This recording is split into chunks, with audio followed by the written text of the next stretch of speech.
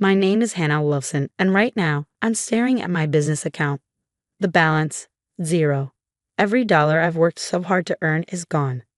Jessica, my sister-in-law and trusted accountant, claims she borrowed the money. Her words, family helps family, echo in my mind as I refresh the banking app again, praying this is some kind of glitch. Let me rewind.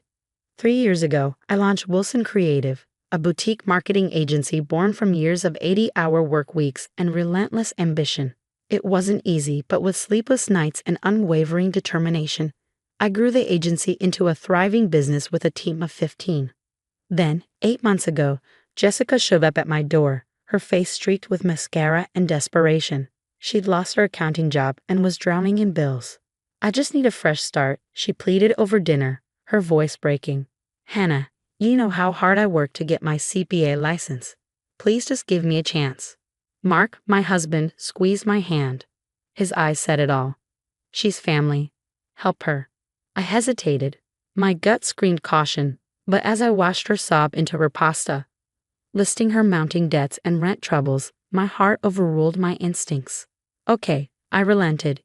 "You can start Monday as our accountant, but Jessica, this is more than a job to me. It's my dream. Please don't let me down." She hugged me tightly, almost too tightly. "You won't regret this, I promise. Family takes care of family, right?" At first, she was perfect. Jessica streamlined our accounts, organized payroll, and uncovered tax deductions I hadn't known existed. Clients praised our professionalism. Employees were relieved to have the finances running smoothly. For the first time, I felt I could focus on growing the agency instead of drowning in admin. But cracks started to show. Jessica began arriving late, citing traffic or vague appointments. She flaunted a new designer bag one week and a luxury car the next, dismissing it all as great deals. The books balanced, so I looked the other way. Until this morning. The call came from Dave, one of our largest clients. "Hannah, there's a problem with our payment. Your invoice says we're overdue, but we sent it weeks ago." Confused, I promised to investigate. That's when I logged into our business account and my world collapsed. Zero balance. 3 years of hard work, every client payment, every employee paycheck, gone. Panicked, I called Jessica. She picked up immediately, her tone almost cheerful. "Oh, that? Don't worry, I just moved some funds around. Family helps family, remember? I needed to borrow it for a bit." My breath caught. "Borrow?" "Jessica, that's $350,000. That's not your money." "Relax, Hannah," she said with an exasperated sigh. "I'll pay it back eventually. Mark always said what's his is mine too. And since he's your husband." I hung up, my hands shaking with rage. When I tried calling back, my number was blocked. At the office, her desk was cleared out. On social media, she was posting from an airport lounge. Off on a new adventure. Sometimes you just have to leap. #less #new beginnings. Now I sit here in an office I built from nothing, trying to process the devastation. How do I tell my employees their paychecks might not come?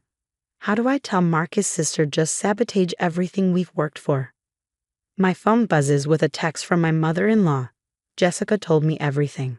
"How could you drive her to this? Family should support each other, not hoard money like you do."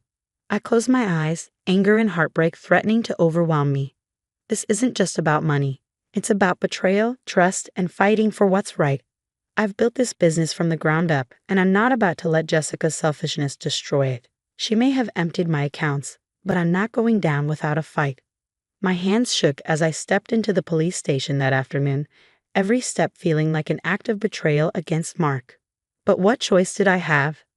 As I sat across from Detective Roberts, laying out bank statements and transaction records, my phone wouldn't stop buzzing. More angry messages from my in-laws. "Mrs. Wilson," Detective Roberts said, scanning the documents, "these transfers weren't random. Multiple small amounts moved through various accounts over months before the final withdrawal. This wasn't impulsive. It was methodical." The words hit me like a punch to the gut. Just then, my phone lit up. Mark was calling. I'd avoided him all day, but I couldn't keep dodging forever. "I need to take this," I said quietly, stepping into the hallway. "Hannah, what the hell is going on?" Mark's voice cracked with tension. "Mom's calling me nonstop, saying you're out to ruin Jessica. and Jess sent me this text about borrowing money. She didn't borrow it, Mark. I interrupted, my voice cold but steady. She drained our business accounts. All of them. She stole $350,000 and disappeared. There was silence on the other end. When Mark finally spoke, his voice sounded strange, almost detached. There's got to be some mistake. Jess couldn't. Check her Instagram, Mark, I said, exhaustion lacing my tone. She's in Dubai. Another long pause, then maybe she's just regrouping. You know, she's been struggling since her divorce. We should talk to her, work this out as a family. Work it out?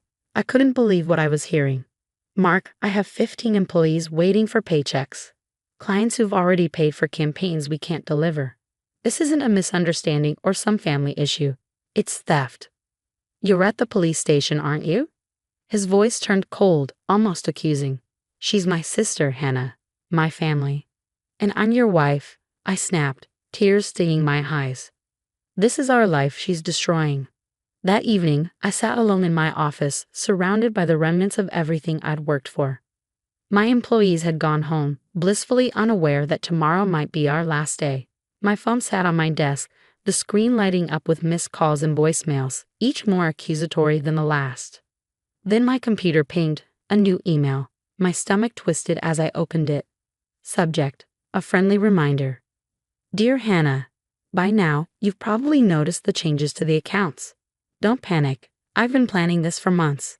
Mark and I grew up sharing everything, but then you showed up with your rules and professional boundaries. So I made it my business to learn all about your company, your clients, your vulnerabilities. The money is just the beginning.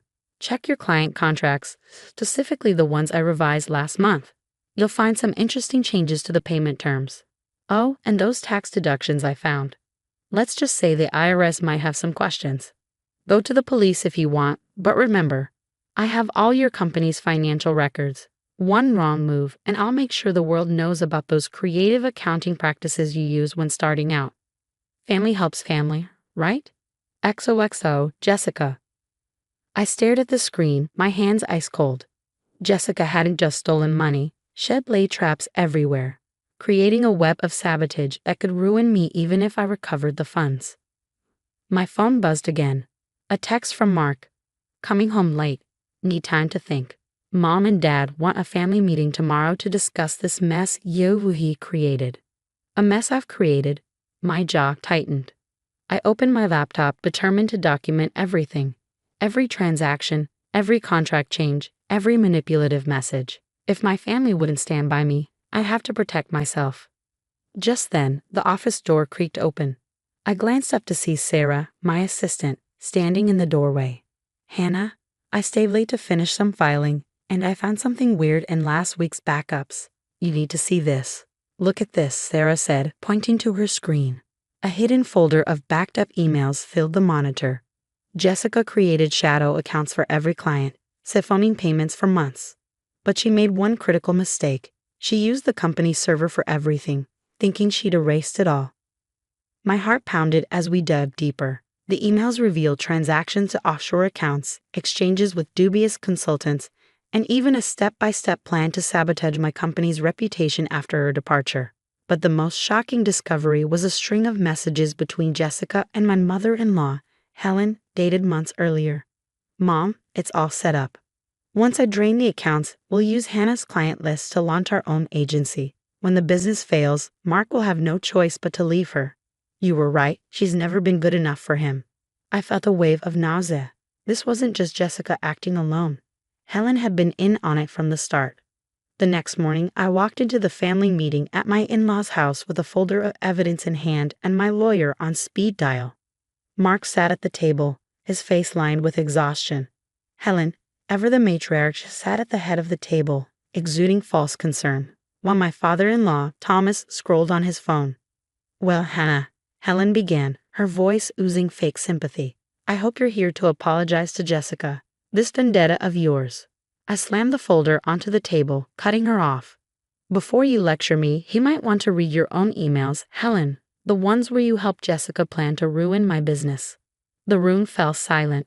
Helen's face went pale as Mark grabbed the folder, his hands trembling as he flipped through the pages. Mom, What is this? He asked, his voice unsteady. Helen stammered, It's nothing, Mark. Just misunderstood conversations. Misunderstood. I pulled out my phone and pressed play on a voicemail from Jessica. Listen to this. Jessica's voice filled the room, cold and calculated, as she detailed their plan to take over my client list and destroy my reputation. With every word, Mark's expression grew darker. I've already filed charges against Jessica, I said calmly. The police are especially interested in these emails, Helen. They show conspiracy and premeditation. You wouldn't dare, Helen hissed, her mask slipping. We're family. I stood, my voice steady. Family? Family doesn't steal someone's life's work. Family doesn't manipulate their own son to destroy his wife. Family stands together, not tears each other down. Thomas finally looked up from his phone, his face grim.